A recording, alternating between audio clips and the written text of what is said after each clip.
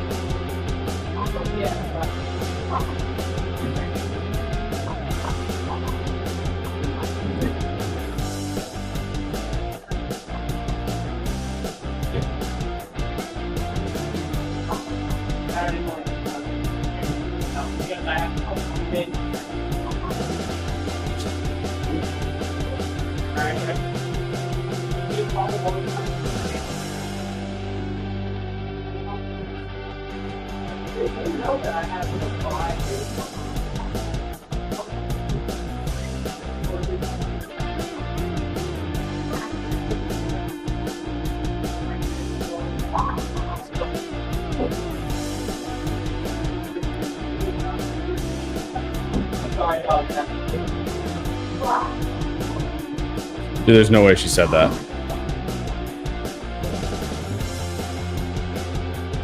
There's no way that she would say 6 to 9. Yeah. Nobody says that. No. All right, let's light this up. What? So let's light this up. And It kind of helped him advance. I mean, do you think this was a conspiracy? gotta go with Jacob Butter. Gotta go No, lefty. we're talking about the players. That's tournament champion into the podcast. There he is, right there. Oh, he doesn't even know how to watch. Go to youtube.com and search Down Lane Podcast.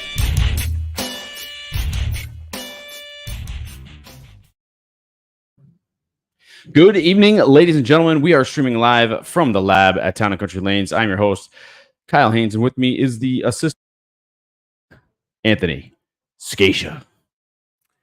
How do we sound tonight? Hopefully okay, because we've got a little sound coming from the sound machine. I think I can turn it down. Maybe not. I have no idea where that sound is coming from. Do you? No, because I don't do this. Me neither. Austin, help! The producer is out sick. I was sick on Monday, Tuesday, and partially of yesterday. So we are back today, and we're trying to figure out where the sound is coming from. So we apologize for the technical difficulties. If there's any echo, it's all my fault. But hopefully fault. echo cancellation is working. If not, sorry, guys. On tonight's episode, though, we are going to be talking about our local tournament action. We are going to be talking about... Stephanie says she doesn't hear anything. Okay, perfect. We are going to be talking about... what else did I say? Some gambling in the PBA world. And maybe some... It's snowing outside? Yes, we're supposed to get 1 to 3. Can you believe it? And maybe some dethroning that has gone on this past weekend. I can't wait to talk about Super Bowl Sunday. Oh my God. I'm so happy that you guys, had a good day, but it wasn't good enough to win for the 4th year in a row. Congratulations to Matthew and Natasha on beating them, the whale hunting team of the century. Yeah, well, before we get into that, don't forget to like, subscribe, click the bell to get alerts from the channel. Head over to Facebook, Instagram, Twitter when you have some free time. Also, check out the merch shop while you are at it. This past weekend, Anthony and I bowled with our respective partners. Anthony with Janelle, I bowled with Nick Harris, as per usual. Last 3 years were pretty successful for Nick and I. Anthony came in second last year. But I have to tell you, there was one person, not a team, but one person in particular at the doubles tournament this past weekend on Super Bowl Sunday that was out for blood. No. She was out for blood days before the tournament even started, and that was Natasha Fazone because she was ready to absolutely murder Nick and I the entire weekend, and she came for it, and she bowled her butt off and carried the Fazone family to victory. Yeah, the number had a 3 in it, so I'm sure that Matt also held his own while he was bowling. Listen, you guys had a funnel on the left, all right? You could just plop it on the lane and it rolled into the pocket. I saw the whole thing all day long. But yes, I think it was clear and evident that those two were absolutely ready to take the victory because... he was talking a lot of crap the day before and the day of. He was talking a lot. He was saying a lot. I'm surprised you guys bowled as well as you did just because it had 37 feet. I thought it'd be in Nick's head. I thought you guys were going to shoot about 100. No, we bowled pretty good, actually. Started off with a 190. That was obviously a not great start, but we had a couple of big games in there.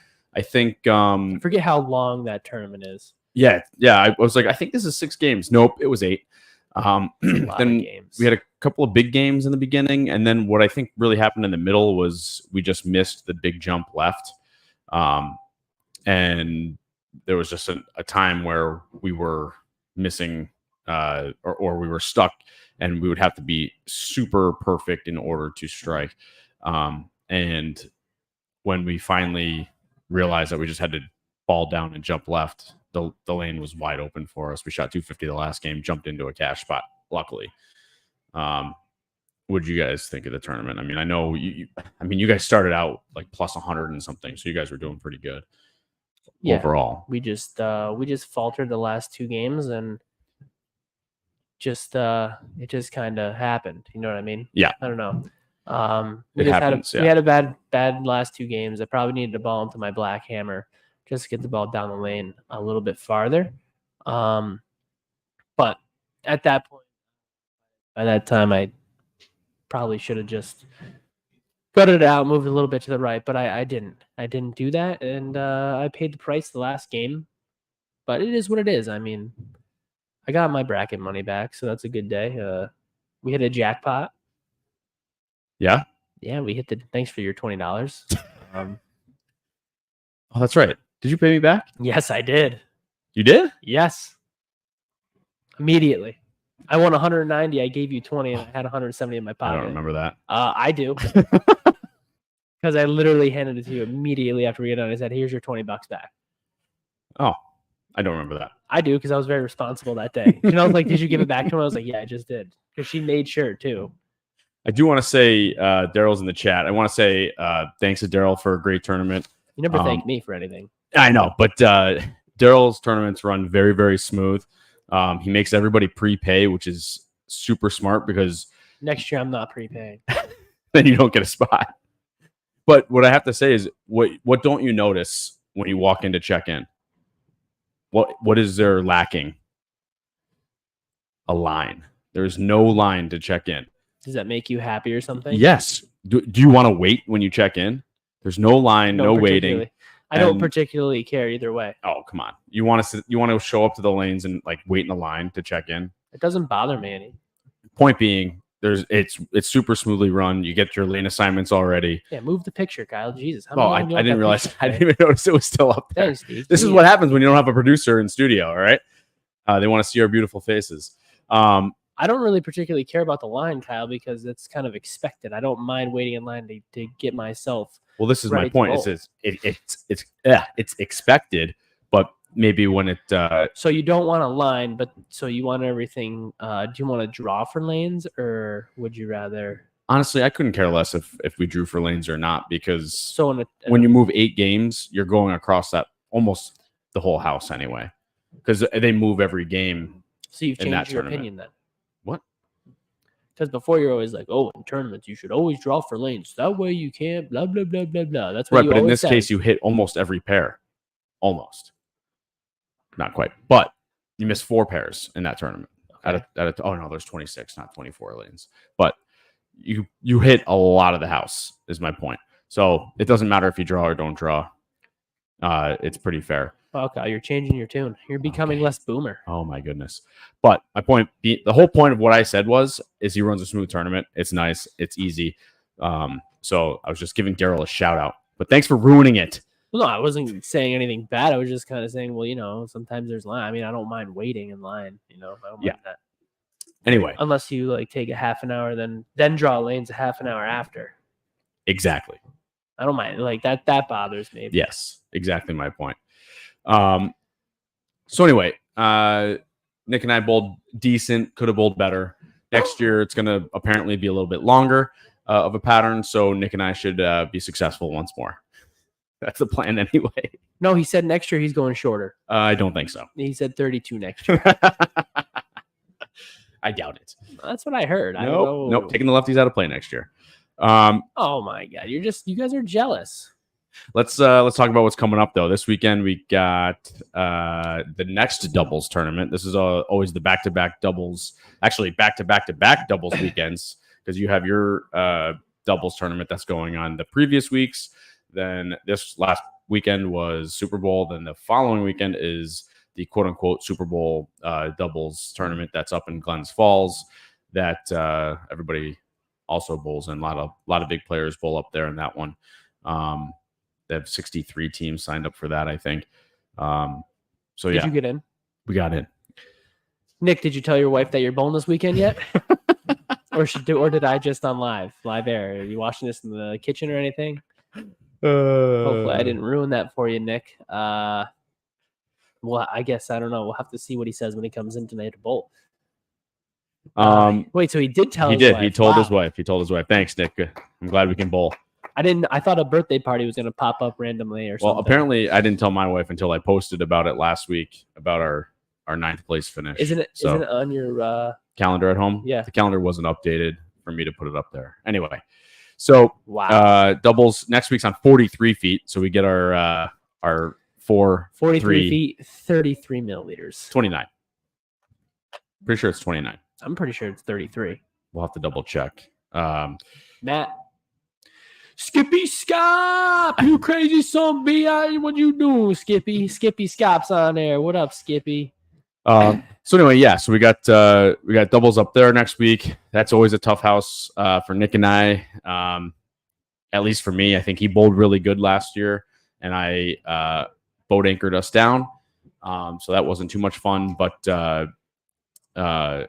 I'm planning on having the right equipment this year because we've changed a lot of stuff, like we've been talking about in the previous weeks with equipment and grip changes. I've been practicing a lot more with my approach too to help get the ball down the lane, which I think is all going to kind of work out in our favor. So hopefully that helps us with our finish next week. I don't even know what the tournament's called. It's also called Super Bowl doubles for some reason. And I was correct. Thank you, Daryl. 29 mils. And it is a 43-foot, 38-foot reverse buffer drop and 2.5 to 1 ratio. So you're telling me you're wiping out the left? Darn right. Nah, we'll be okay. Purple Hammer always hooks, especially up in that building. And then in a couple of weeks, we got the New York State Masters too. So we got a lot of stuff going on. Is that on the agenda? That's in a few weeks. I'm sorry. In 2 weeks, we've got the club. But what I really want to talk about real quick before we kind of move on is next week is the very first bowling boot camp that Anthony and I are putting on here at Town and Country Lanes, which is pretty exciting because we got a whole can't find that. There is almost a 5-7-10 left at the Pete Weber Missouri Classic. We're watching on Bowl TV right now. Oh, I love that outfit. Anyway, so we've got a pretty small group. I mean, almost 10 folks for a 3-day boot camp, which is pretty cool. We got some beginners, we got some intermediate players, we got some intermediate advanced players that are all kind of learning going to be learning some drills, going to be learning the very basics. So it'll be pretty fun. What do you think? Wow, that guy's ball hit like a marshmallow. That's the second person. That's Mitch, isn't it? The second person to almost leave a 5-7-10. Wow. Yeah, it's going to be a great time. I got to get up early for once. So. He's got to be at the bowling at 9 a.m. Anthony hasn't seen this place before. I don't know. What's the earliest you get here? Oh, 10 o'clock for tournament club. No. 8:15, 8:30 for Baker's doubles. Sundays. Wow. So you can do it. You can make it here on time. Yeah. All right. I think I'm going to take like a lunch break in between the day, though. Then we have to take a lunch break. That's a good idea. So I can like go eat. Take a nap skis. I'm not Nick Harris. I don't think I need a nap. I think I'm going to get something to eat. I'll have something to eat. And then I got to feed my pet. And then, because I got to feed her lunch in the afternoon. So we'll feed her in the morning. And then I'll go home and feed her in the afternoon. And I'll come back.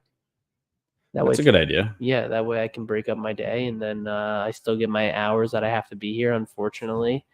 I forgot I had to do that bowling ball. Crap. But yeah, and if people are wondering, I'm feeling fantastic right now. I'm ready to rumble tonight. It's a big match. Oh, did somebody ask? No. I just thought I'd tell people. I know I sound pretty monotone. But we're going to have a great time, and we're going to do great. We're going to do fantastic. Yeah, Anthony had a couple days off of work. He sat at home, played Pokemon Go or Madden NFL or something. No, I don't have Madden anymore. I wish I had Madden. I was watching videos, and new games look fantastic. But no, I was sick, and I literally sat there. I think I watched Netflix. I think one day I watched like 3 movies, which is weird because I like watch Pacific Rim. That was pretty good. I like that one. You ever seen that one? It's about aliens. I've seen the trailers for it, but I've never seen it. Stephanie said she'd like to break up her day too. That sounds nice. Listen, I will not disagree with you. I tried to kick you out of here today, and she just kept talking to me in the office. That doesn't sound surprising. No, so, yeah. She's like, "Oh, I'm leaving." Then 20 minutes later, she walked back in the office and was talking to me about people, and I was like, Do you not want to go home? Is that what this is? Listen, I know what it's like at our house. I'm there. Have you seen that friggin' Ethan kid? He's wild. Yeah, he's nuts.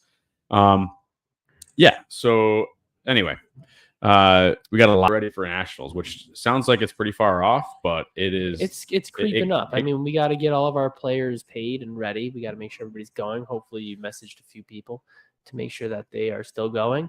That's coming up June, and then I think we finally kind of finalized our Baton Rouge dates. Look like that's going to be an extremely popular Open Championship, especially from the email that you had gotten. Yeah. To kind of. Oh, they called me directly. Oh, they called you. Oh yeah, they said you are so important that we need to call We you are moving your at dates. 8:30 at night. So it looks like that's going to be a very popular one for everybody. So I can't wait for. Hopefully, everybody goes to that one. It's going to be out in Baton Rouge next year. Yeah. This one starts in what, 2 weeks? It's very yes. I think it's gotta this be week or really next. close. I can't Yeah. remember the exact start date, but yeah, this year is very very close to starting. Any predictions on who's going to take home what team score? Maybe team score is going to win, and maybe Let's see. highest What was series. last year? It wasn't too far off like what it's normally been, like 32 or 300, right? Is the general Yeah, sounds about right. number. So I'm almost wondering if they're gonna ease up a little bit this year. Why they eased up friggin' 2 years ago? I They were know, but walled. I just walled. because of how everybody was complaining about doubles and singles, or just the doubles pattern. I'm curious. Like Yeah, but my brain is just kind of Let's be thinking, honest, wondering, are they gonna change it to make it easier? That pattern was just unfitting for the event. The event, or just I think just the lane surface. It was like No. I crazy, but I think for the event that pattern was unfitting because it was what 23 milliliters and Yeah. 39 feet. Yeah. You got The about 30 6 games on it. was it as long as 39 feet? I thought it was 37 or shorter. Whatever it was. I mean, it was crazy, a yeah. shorter. It was shorter length with And low, low volume. low volume. Right. So you look at that, and I mean, for the event that you're in there, no matter where you are for 6 games, Right. What is it? 4 prepare. Yeah. Four And this prepared. year it's still going to be 4 prepared. Next year they go back to 6. Yeah. 4 prepare isn't horrible, especially with that, but at the same time, I mean, it's definitely. I don't think that's fitting for a lot of the better players. I think it's harder for them to bowl in that because their rev rates are higher, so it forces them to get a little bit deeper. I think. Yeah, a maybe little that was their steeper. goal. And then the guys who are a little bit straighter up at bowled, I think, or had a little more success. So I think that maybe that pattern just wasn't really fitting for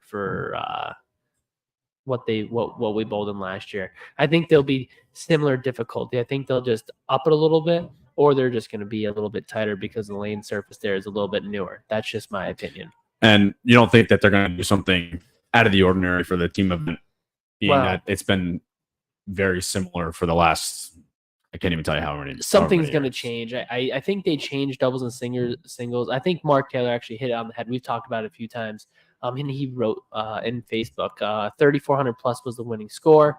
His guess is that team gets redesigned because it's been the same the last 3 years, and doubles and singles will be close to next year because they go to 6 on a pair and they'll have to redesign it. So makes sense that they're going to redo teams, and with 6 on a pair, they'll have to redo They'll have to, doubles. and definitely up the volume. So if they're going to do anything, it's going to be on the team side of stuff. I can see that happening. Now, obviously, we won't know until the tournament's over, and obviously, we're not going to know how they play until we see some bowl on it. But I can agree with that, and I think that the winning score will probably be right around what it's been the past few years. But I think we're definitely going to see something different in teams because Purple Hammer's just too good out there for them. You know what I mean? That is true. The past few years. If they care to try to quote unquote wipe it out. I don't think they really try to wipe it out. I think they just try to make a fair shot. But that purple urethane is so good out there that maybe they'll try to change it a hair bit this year to try to take it out a little bit more. Sure. Like everybody thought it was last year, but actually I had no problem with using it in doubles and singles last year.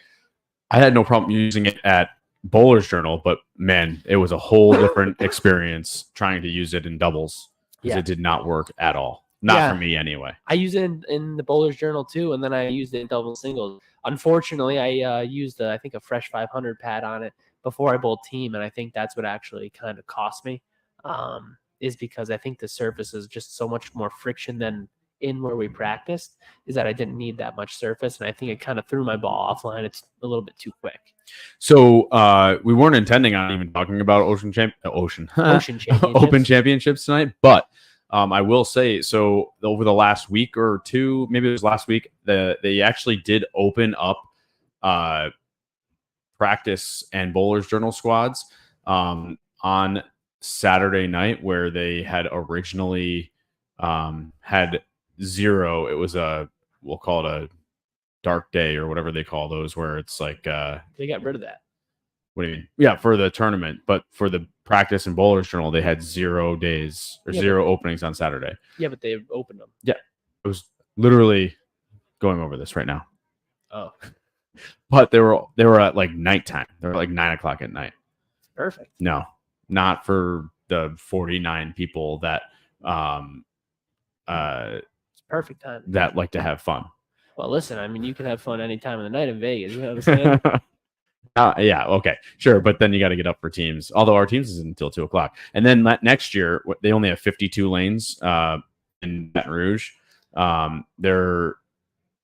It's flip flop, so the teams are going to be in the morning at 11 ish, and then doubles and singles are like 7 a.m. and 3 p.m. So it's going back to how it used to be. Wow. Yeah, but our doubles and singles will be 3 in the afternoon. Thank baby Jesus. It's kind of late though. Kind of late. I mean, I'm okay with 3 p.m. I mean, it is kind of late. Yeah. I don't mind it though, because that gives me a whole day to really relax. Or maybe if I want to bowl team in the morning and doubles singles in the afternoon, I mean, you could essentially do that, or you can go bowl a bowler's journal or whatever. Yeah. I think I'll just be ready. I think I'm gonna be mentally prepared. You'll be meditating in your room all afternoon. I'll have my theme song on. I'll have my theme song on before we do that. Michael Bublé. Michael Bublé. I'm sure that'll change by June. No, I'm gonna keep it going. It's been pretty good luck, except I shot 130 this weekend. Then I shot 2 140 games the other day. That cost me cashing. So, yikes. But all right. So let's get into our topic at hand. We're going to be talking about sports betting when it comes to bowling. Before we do that, don't forget to like, subscribe, click the bell to get alerts from the channel. Check out the Etsy shop where you can stay in your lane. That's not there, but Bowler's Bowl is there. So is the Thane Bang shirts. And you can also check out our Facebook, Instagram, Twitter, all that good stuff, or X now. How do I keep screwing that up? It's just ingrained. It's ingrained in the mind. The tweet box. That's right. Xbox. Hey now. So yeah, go check out all those things. And if you can't watch on YouTube, you can always download and listen via your favorite podcast service. And if you are on Apple Podcasts or Apple iTunes, whatever the heck it's called, you can always give us a 5-star review. Stu Williams is giving it the beef. The beef stew. He's freaking throwing missiles up the right side of the lane. And what are they bowling on? Short? No, it's Dragon 45 feet. Dragon 45 feet. So are you joking? I'm not joking. I'm telling you the lefties are whacking Dragon. I don't know what to tell you. Does that mean we're evolving? They are. That's true. So let's get right into it. So it's become a big topic at hand, I guess. The fact that well, there's really only one place to go if you want to try to bet on bowling, and that is Bet Rivers. And there's only 12 states that allow it. But bowling betting. Yeah, well, there's only 12. I assume it's only 12 states that allow online betting, not just bowling betting. I think it's really? online betting. Okay, Yeah. All right. So, just the thought of bowling betting, etc. Is that really?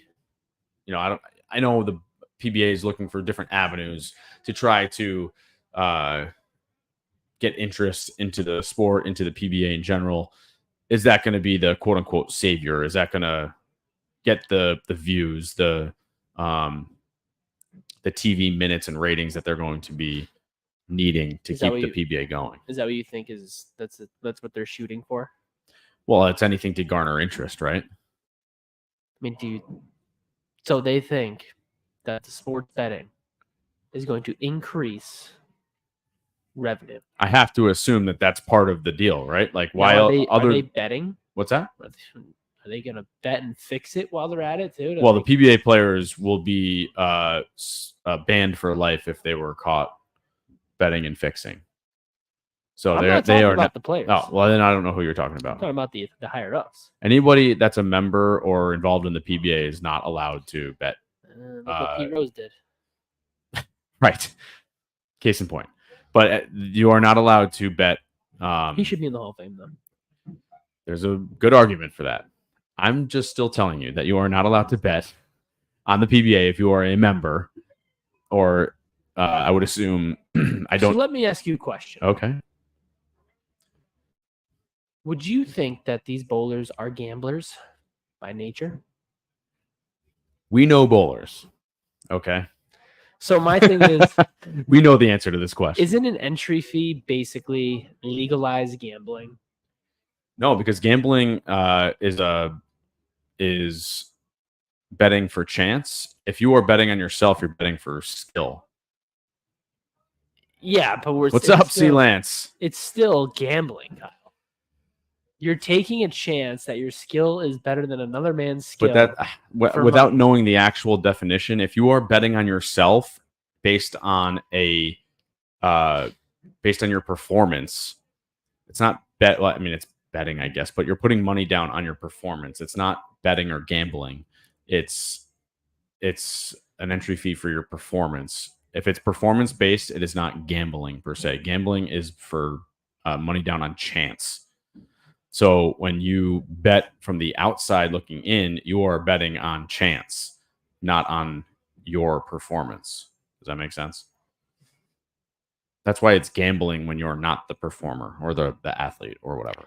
So when I get in brackets, it's not gambling. No, because you are performing. It's your skill that you have to perform. But it's still chance. I mean, technically, because the way the pins fall. No, because of I don't know who I'm getting. I don't know what they shot. So technically, it would still be gambling. Like I said, I don't know the actual definition, There it is. but I Danny don't Haines already put it in there. that Your that's brother's betting correct. the act of gambling money on the outcome of a race, game, or other unpredictable event, which a sporting event is unpredictable. So wouldn't a entry fee into this bowling tournament be considered gambling? Deke says it's gambling if the pattern has a 3 in it. Yeah. and you're left, and there's lefties bowling with purple hammer. You're right. That is called gambling for sure. For me, it's called the sure thing. So again, I from the government legal standpoint, I believe if you are the one putting money on your skill, that's why like rolling dice, it's not skill, it's chance. When you are performing, it's based on ability. So that's why I don't think it's considered gambling when you are the one putting money on your brackets. Anyway, that's not the whole point. The point is, are you going to get more? Wow, Danny Haines has a great brain. Well, he's Googling it while he's watching. Oh, okay. How do you know it's just not from the top of his head? Smarter than you. There we go. So gambling requires a wager. An entry fee paid to participate in an event is not a wager, even if event offers prizes. Oh, yeah. An entry fee paid to participate. So I think there's supposed to be a period there. Gambling requires a wager. An entry fee paid to participate in an event is not a wager, even if the event offers prizes. There you go. Listen, I'm not. I was actually asking a question. Yeah. Okay. So now that I forgot your question because we were rambling on about isn't an entry fee a gambling? No. That's what we were finding out. Okay. Yes. So go on. What is the rest of your question? No, that was it. Oh, okay, cool. So anyway, the whole point is this going to get us anywhere to add more people to the viewing side of the sport? Well, I mean, my thought process is I don't think so. I mean, I think bowlers are gamblers, but how often are bowlers really going to gamble on bowling? Like they're already bowling themselves. So I feel like the people who watch the event aren't really going to be interested in gambling on it because they bowl. So maybe they bowl for brackets and they'd rather put $20 on 4 brackets. Yeah, because you think that you have a chance to it's a little perform higher. I can control it a little bit more. Right. So for me, that's gonna be a no. I don't think the viewing will go up. I don't think gamblers are really gonna. I don't know. Maybe the outsiders will gamble because they feel like it's a rush because it's something completely different. Right. Almost gambling on like some dog racing, right, or some side sport like highlight like that we didn't know about. Yeah. So I think that, I mean, your brother thinks that gamblers like watching the event to see if they'll win, so he thinks it'll help bring in some more people. I don't know. I don't think I'm fully on that bandwagon yet, and I don't understand. Now, here's my other question. I don't know how gambling in college works. Obviously, football, people can gamble on football, I think, but are you allowed to gamble on Ryan Barnes bowling in a championship match? I mean, is that allowed? Because he's youth. Because he's technically youth. So Well, he's an adult. Just because he's bowling as a college student, he's an adult. okay, He's a legal adult bowling in a Okay. professional how tournament. old do you have to be to gamble? 21. Depends if you're in a it depends on state by state because it depends on alcohol and all that other stuff involved. Okay, There's a lot of minutia involved. whatever the frig that means. Yeah, But- whatever. I mean, I so- think it's weird. I think it's weird. So, my point is, or the thing that's going through my head is, there's nothing against it. I have nothing against it. Gamble away, do what you want. Throw your money away or win money, whatever. But I think the PBA has other priorities and maybe the PBA has nothing to do with the gambling. I don't know if they have to actually spend money or activate anything to actually start the gambling. That they've already done it. The gambling's already begun. But Oh, you can already do it. yeah, it's already been happening. Yeah, I put $5 on freaking Pete Weber throw the first ball out today.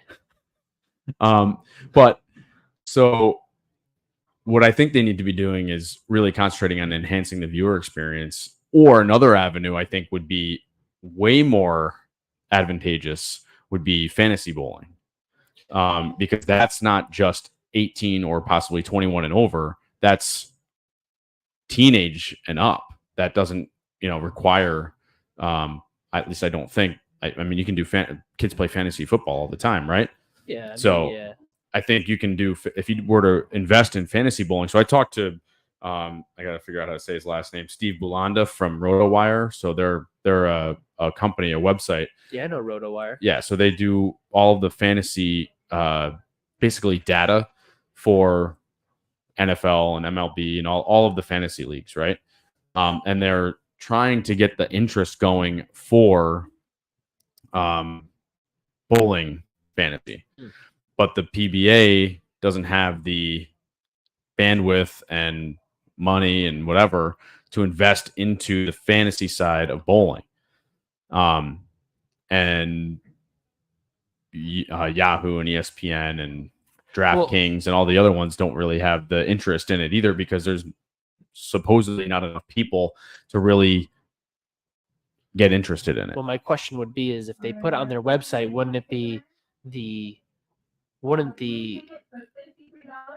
RotoWire have to pay the PBA for rights to use all the pictures and likeness? Yeah, you would think, right? So wouldn't they just be paying the PBA to bring people to their website? I would think. And then they would pay through that through sponsors that I'm sure they already have, right, from their fantasy football and fantasy baseball and all the other sports. So it's kind of like I'd be surprised if the PBA doesn't want to do that way, I guess. Yeah. But Well, that's what I asked Steve. I said, so why wouldn't, RotoWire or Yahoo or ESPN, DraftKings, or whoever the other fantasy websites are want to invest in it? I mean, the back end's already got to be there. I mean, all of the sports have the back end systems that run fantasy, right? So it's just a matter of how you do the points for bowling versus golf versus NFL versus whatever, to create the user experience. But the system's got to basically be there. You just have to twist it right for bowling. But I think fantasy is where you capture more people to then drive more people to watch or be interested in. Because I will tell you, back when I actually tried fantasy football, you hated it. No. For a season that I was actually invested in for a little while, I was paying way more attention to football than I ever had before. I could tell you way more people's names, way more information about other teams than I ever knew before. Because I was actually paying attention to my fantasy football team. Then my life changed where I wasn't sitting in front of computers all the time. So I just stopped paying attention to fantasy football and then stopped paying attention to football altogether.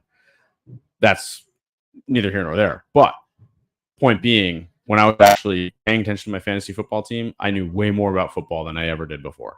So maybe that's another avenue. Like I said, fantasy football is way more, I think, of an avenue to get people interested and invested in the players, the PBA, etc. Mark Taylor brings up a good point. He said it might bring in viewers, but it's going to bring in fans. How is it going to grow the sport? I think that's a great question. Are we talking about, Mark? Are we talking about the gambling? The gambling? Yeah. I think that's I a agree. great question, but I think what they're trying to do is put it into the eyes of the public more, like a major sport. And because it would be put in the public's eyes more, that maybe the kids would be more interested because it's more shown on TV, or it's more advertised, or hey, dad's gonna watch the game because he's got money on it, and it's, oh, that looks kind of cool. So it might be kind of like a step system where they bring in people who maybe aren't that interested because there's gambling potential, and then, hey, why don't we go try bowling, and then maybe they can grow into it that way. It might it might not be a big effect right away to where you might see a super big influx of players, but you might see maybe the younger people who are the kids of those people who maybe they do take their kids bowling, and then you see more at addition to the youth programs and stuff like that through that. I think that's probably where it would be like a trickle down, possibly. So Steve from RotoWire was telling me that betting has grown. He says significantly. He didn't provide any numbers, but betting in bowling or just bowling specifically. Yeah, but when has there ever been bowling and betting in bowling? Right. So, but he's just saying. So, from the beginning of the 2023 season to, I'm sorry, from the U.S. Open 2024, from the 2023 Masters, just from the 2023 Masters to the 2024 USBC, they took in twice as many bets. As they originally started with. From the 2023 USBC Masters. So that would be like 8 months ago, right? March to they doubled, January. Basically. They doubled bets, and then they, if I recall correctly, they tripled money. Wow. Doubled bets, tripled money on. People like to bet on bowling, I guess. Yeah. That's interesting. Yeah. So it's definitely growing as far as the betting goes. But like I said, when he talked to Tom Clark briefly about fantasy, all Tom Clark said was sites like DraftKings and FanDuel didn't want to invest their resources in bowling.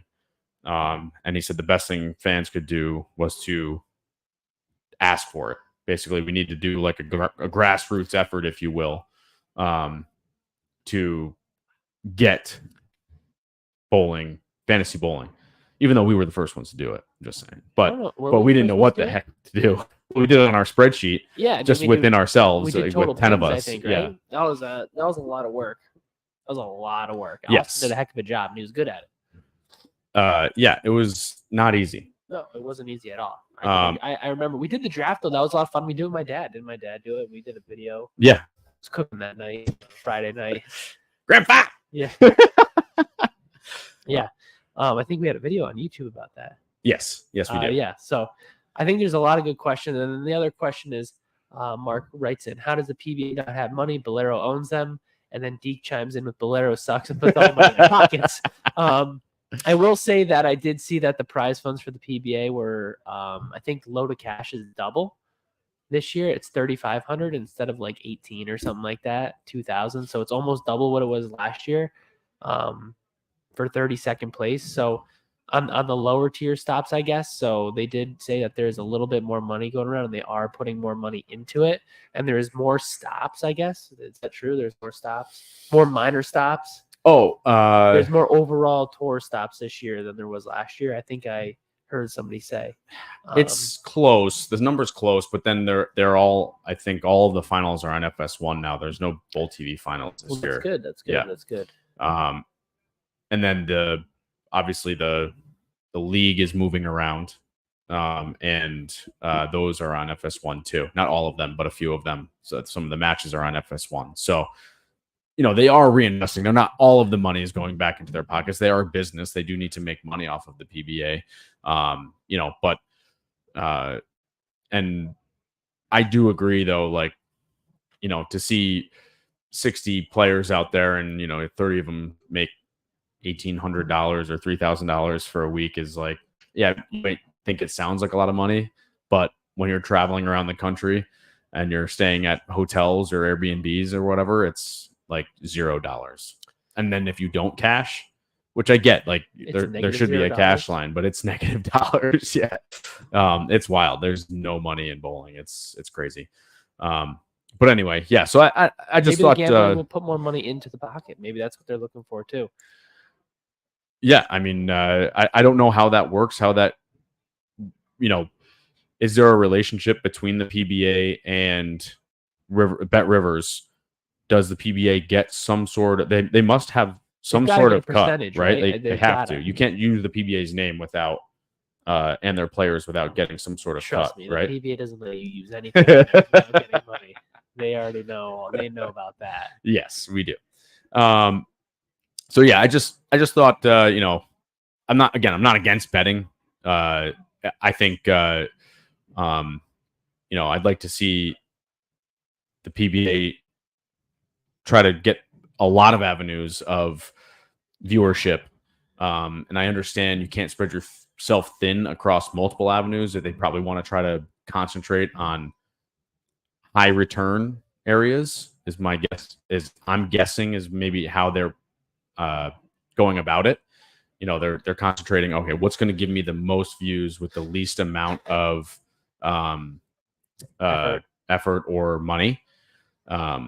And I think, I don't know which is the best way to go about it, but I think something that encompasses more people broadly, like teens to right older adults, and there's people that don't gamble. I don't gamble. I spend $0 on gambling. Bowling is not gambling. Unless you're bowling 37 feet against lefties, right, Deke? But am I right? Anyway, so that's what I was thinking. I just think, again, not against it. Just try some different avenues. That's what I'm thinking. Yeah, I mean, it's going to be interesting to see. I'd like to go to the website. I think I'm going to put $100 on a lefty right now. I'm going to put $100 on Bill O'Neill shoots over 200 this game. Do you think I can put that bet in? Oh, and Steve did say go to rotowire.com/bowling, and there's like a free trial to go on there. Although, for what? Nothing against Steve and the RotoWire and everything, but when I go to Bet Rivers and when I go to RotoWire, there's no links for bowling. There's I don't know how people know to get bowling information anywhere, because it's got every sport listed except for bowling. Well, all of the websites. Kyle, I mean, maybe that's something we got to work on. It doesn't make any sense. How do you bet on bowling when there's no link to bowling? Well, you just got to do what he said, I guess. Anyway, I'm going to look it up on Google. Do it. All right. So anyway, we are currently watching it's not match play. They're just doing a straight up 6 games, I believe, in this advancer round for the Pete Weber Missouri Classic. The lefties are whacking them. A little difference in the top 5 this year. We got Jason Sterner bowling pretty good. Stern Dog from Rochester. Not a name that you see a lot in the top 5, which but I really like to see him in the top 5. So gadget, and he is still bowling pretty good. He's got the front 6 or 7 with a 7 spare, and 7 spare strike. So he is bowling darn good right now. Yeah, I can't find a cow. It's too much effort. Yeah, you stink. And then what do we got? EJ was leading. Let's see if he still got the lead. Yes, he does. Plus 603 right now. That's it. Leading Jason by 22. And then Kim Bowlby in third, Matt Russo in fourth, Christian Ascona, another name you don't see a lot of. He can throw the pellet pretty well He can- when he gets lined up. He likes to be left, and when he Saw can it. get, he really gets in there. I mean, I will say there's a lot of strikes up there right now. I mean, I'm watching Simo's got a boatload. DJ Archer's got a boatload. EJ's got 9. Is that DJ? Yeah. EJ. Billy, that's DJ. Oh, yes, my bad. Billy O'Neill's got a boatload. It looks like Butt Turf has a boatload. Doherty has quite a few. So this pair right now, I don't know if they wore them in, these two pairs, or if they're just a little bit more high scoring for the Dragon this year. But it looks like the lefty Graham Fack isn't doing the best right now. But I'm surprised that there's so many lefties up there. It looks like we're evolving, and I'm proud to be a lefty in this movement. Oh my goodness. But yeah, I can't believe it. A 45-foot pattern. I don't know the ratio on this one, although it does let me download it, which I'm surprised of. Usually you can't download the PBA patterns. Well, you can't. I'm saying usually you can't, but You gotta find I'm doing it PBA. right now. I bet you it's 2.8. So let me get to it in a second. But yeah, I I think it's 2.5, 2.8, if I remember correctly. will tell you right now, 3 on the right and 2.95 on the left. Typical trying to shut the lefties out. 0.05 of a difference. But yeah, it is kind of stepped up pretty high in the middle for a PBA tournament, I think. Although 3's not out of the question for 3-1's not out of the question for a bad break for Simo. That looks like 4-9. a 4-9 on a good shot. He looks like he's angry. I wonder if he yelled at the rack on that. probably a one. bad rack on that lane, I would say. Bad rack, maybe a sticky approach, maybe the lane's tilted. I will wrong. say I did listen to a few guys talk about the patterns.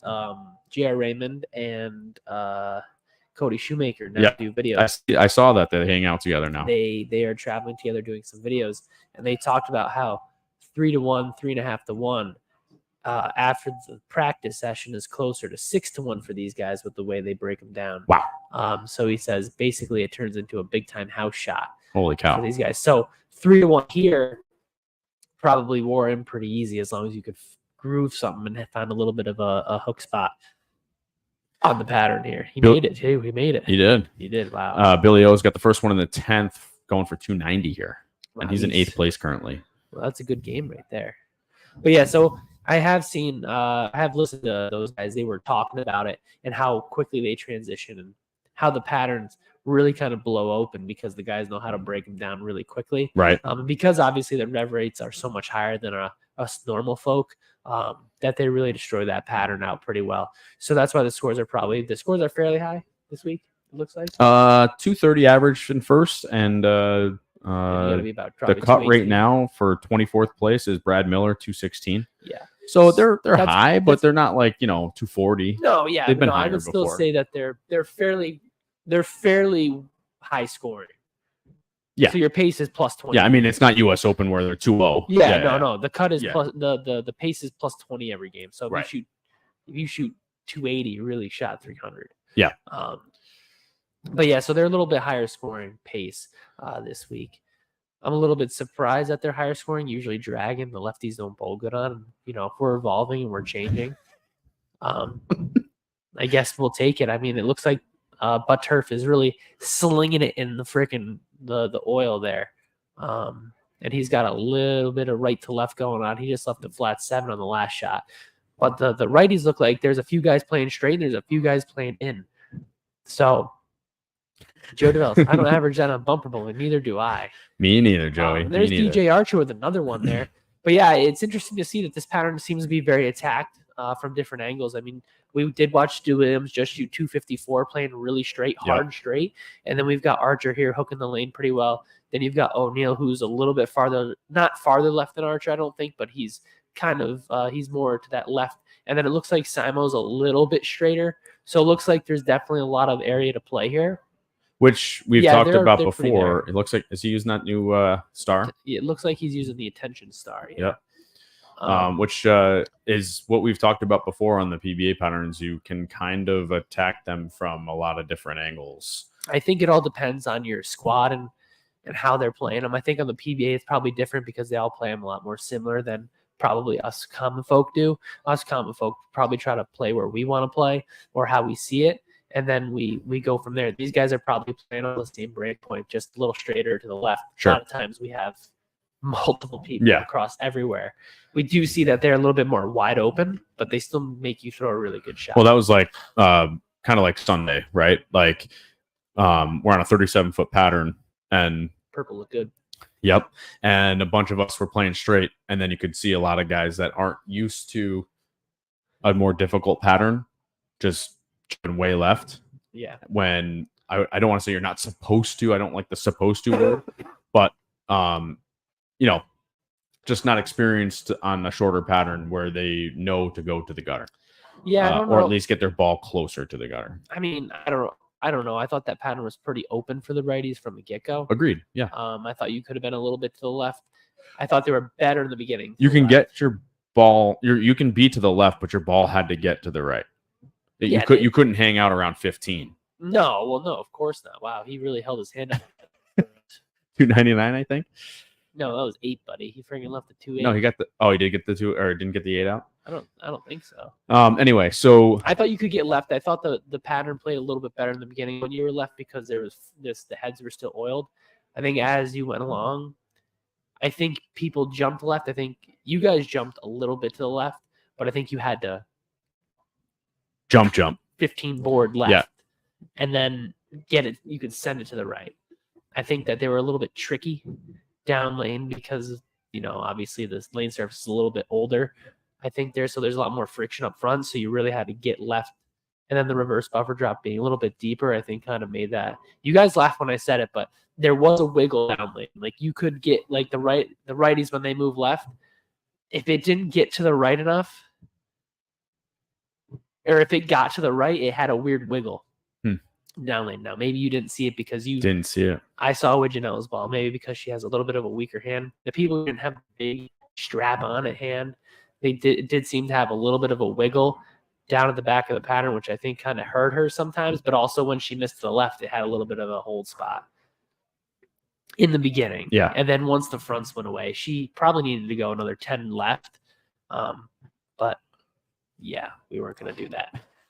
So, but then once Nick jumped about 10, 15 left, he whacked him the rest of the way. Then he basically had banked to the gutter. Right. Yeah, but like I said before, we just got trapped in that little spot for a couple of games, not realizing that we needed to move a little further left or a bit further left. Yeah, I mean, you were so close. I mean, how much more do you go? But if you went another 5 or 6, it looked so much better. Oh my God, it was so much better too. You saw our last game. Yeah, the last game you guys whacked him. You went like another 5 or 6 left, and it was like, holy crap. Yeah, you were so close here, then boom, you moved to the left. Yep. So. All right, well, guys, it is time for us to go bowling. Appreciate you guys hanging out with us tonight. Thank you for hitting me as usual. Don't forget to catch us live every Thursday night on the YouTube, on Facebook, Instagram, Xbox. And you can check out the merch shop on Etsy. All the links are in the description as usual. If you can't watch live on YouTube, you can always download and listen via your favorite podcast service. And if you have any questions or comments or anything, you can always email us at downlanepod@gmail.com. Deke, you should have jumped, man. Next week, I'll bring back my jubilation when I feel better. I will be reborn. Get out of your own head. Thank you to Jack Scaccia, proprietor of Town & Country Lanes. Why? I'm dancing. I was like, yeah. Oh. Austin, hope you feel better. Get that fever down. Great show tonight, Austin. Great job. Way to show us how to turn this. I'm sorry. I listen to myself talk the whole time. I'm sorry that I did so poorly. I left the picture on the screen. The music probably didn't work. I don't know. Anyway. We tried our best. We did, or what was close to it. Anthony, good show tonight. Thank you to my family, Stephanie, Zach, and Ethan. Gin bread. We will see you guys next week. This is Down Lane Podcast.